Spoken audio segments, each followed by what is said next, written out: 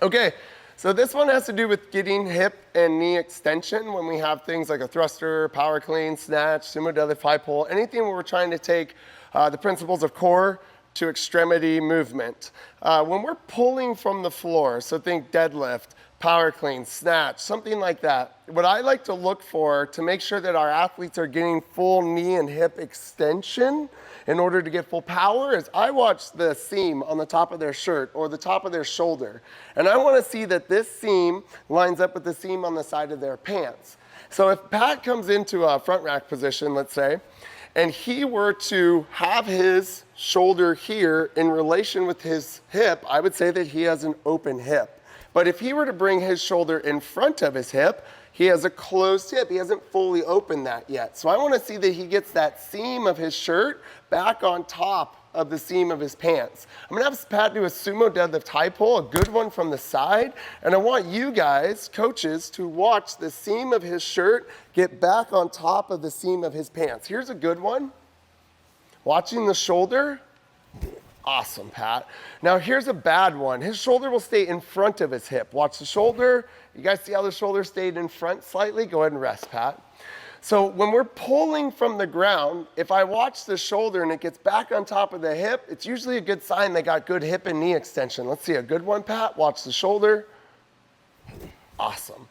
That will really help my eye see that hip extension from the pulling exercises. Now, if we were doing something like a push jerk or a thruster and I had Pat come into that front rack position, this means that we're doing more of a squatting exercise. So Pat's gonna be going down and up instead of pulling from the ground.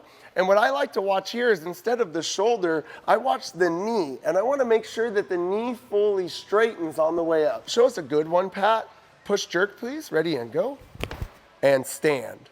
Now watch another rep, you guys. He's gonna keep the knee soft. He's gonna miss extension and you'll see that the knee stays slightly bent. Ready, go, and stand. I would tell Pat on the next one, hey Pat, squeeze your legs harder when you jump. And I'm gonna watch the knee. Ready, go.